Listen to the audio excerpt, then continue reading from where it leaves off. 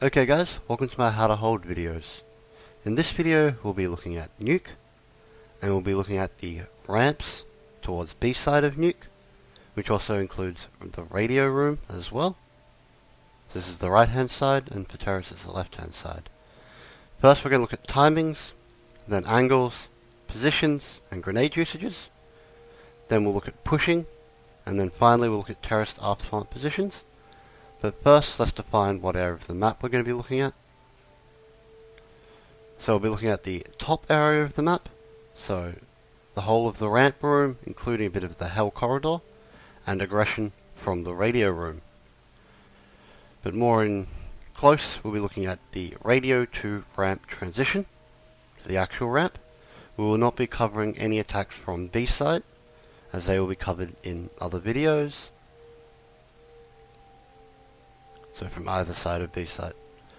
Now let's have a look at timings. We're going to look at counter-terrace timings, and the meeting angle. So for a counter-terrace, for an average spawn, they can get onto the ramp facing through radio room in about 12 seconds. For a terrace to the same, for them to get from their medium spawn through lobby into the radio room to watch the same angle, again it takes them about 12 seconds. Therefore the meeting angle is across radio room when the first two people will meet. Now let's have a look at angles. We're going to look at aggressive and defensive angles. So we're going to start with the aggressive ones. So these are the aggressive radio room holds, and then across radio room there's quite a few angles, and then of course the end of radio room. Once you get into ramp room, you can hold from the boxes, from the drop of ramp itself, or you can hold the bottom of ramp access to the B site. Now let's have a look at positions. We're going to look at aggressive, defensive, one kill and AWPing positions. So aggressive positions, or looking into radio positions, back of the box, on the ramp. The box is a bit more of a defensive position, you can pull back. You can hold from the other side of the box as well. And then you've got really defensive positions as like the hell corridor, or hell itself, depending on if you're rotating in. The one kill positions here are at the box, or on top of the boxes, at the right hand side.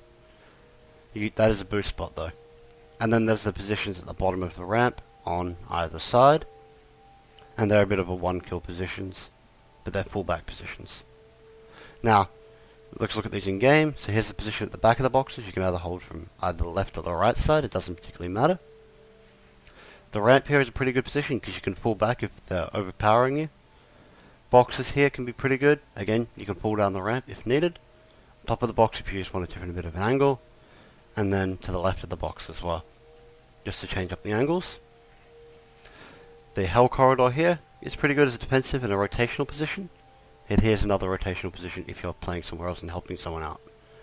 The one kill position here, just different angle again. And if you want to be boosted, you can boost on top of these boxes pretty easily. And then these positions at the bottom of the ramp, from either side. Now let's have a look at some AWPing positions. So the back of the boxes, the most common AWPing position. The ramp here, another common one, just be careful with the angles. And then the hell corridor, again, pretty common. This is again a rotational position if you're playing AWP somewhere else. Let's have a look at grenade usages. We're going to look at smokes, flashes, and incendiary grenades. So pretty much there's two ways of smoking radio. Either you can smoke deep, or you can smoke at the front. This one smokes at the front. The front is pretty decent, pretty good. Deep you only want to do if you're actually going to take control of it. So here's more of a deep smoke. It smokes at the doors here, and then it means you can take control of that, and it's a bit hard for them to execute if you throw a deeper smoke. So here's the common deep smoke, it just blocks off there.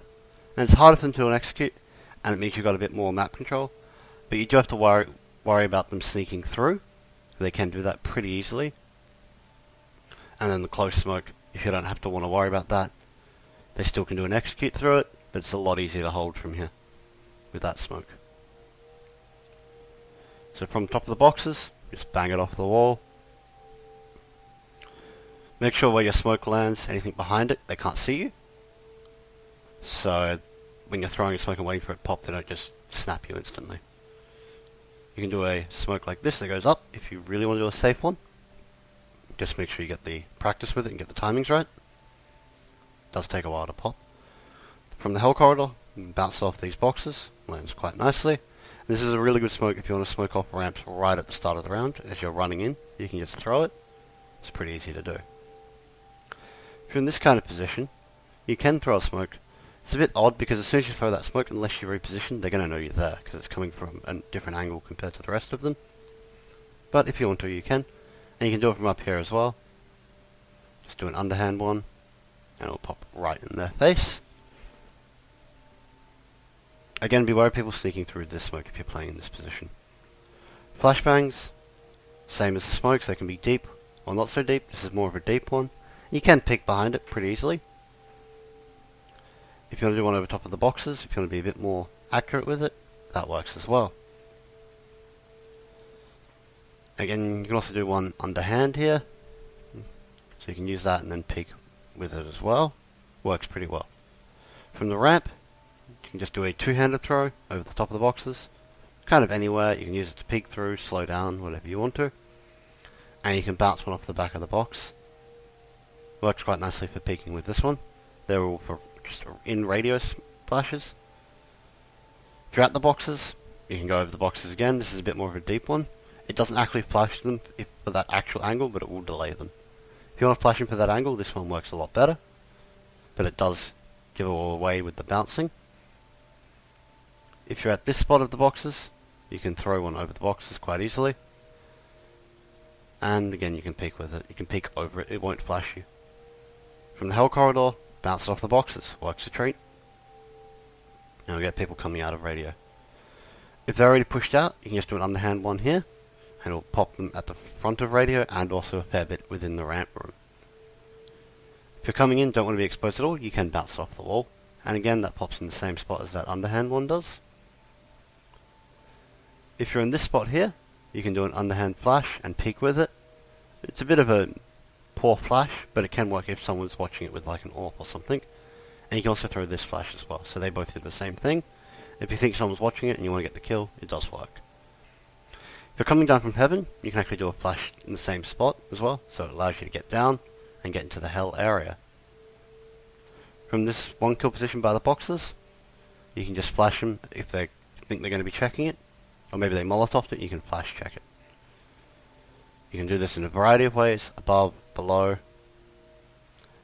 and also from the behind near the garage here. They will pop pretty much in the same spot. If you're on top of the boxes, there are a few things you can do as well. So you can do one that bounces off the boxes, and lands right in the front. This is pretty good if you've got someone else to help you, because it will flash them and they can peek out. And you can also pop it off the pipings as well. That lands in the same spot as well. If you're getting pushed back, you can just throw a flash off the boxes there and run down the ramp, and it'll flash them if they're trying to chase you down the ramp. Works quite well as a retreat flash. If you're at the bottom of the ramp, you can bounce it off the wall. It'll flash them as they're coming down the ramp if they're looking in the right areas. And you can do an underhand flash as well. You can also use these to retreat further to the B site if you want to. And of course you can do it from the other side, exactly the same. This one probably will work better than the other one, because usually they come down from that side of the ramp rather than the other side, but they work reasonably well. Incendiary grenades, you can pretty much just throw them in. They're quite large for the small spaces and they'll block off most of it depending on where you throw them. You can throw them deep or close. Just be wary with them, you can't actually throw them from that position to block off the AWP all the way back, or block off every position of the AWPers. So throwing one and trying to peek over it can be a bit hazardous, but they're quite good for just delaying. So again, you can throw them at the front, the back.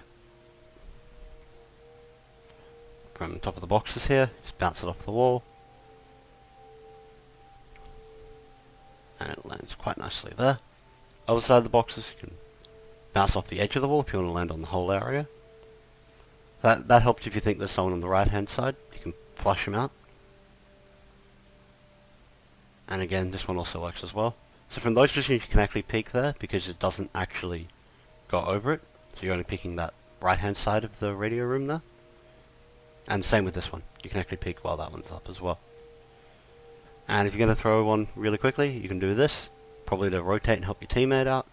He's calling a push. And again, you can throw one here. So they block off pretty much the complete entrance. From the bottom of the ramp, just aim for the wires, and it blocks off pretty much all of the ramp.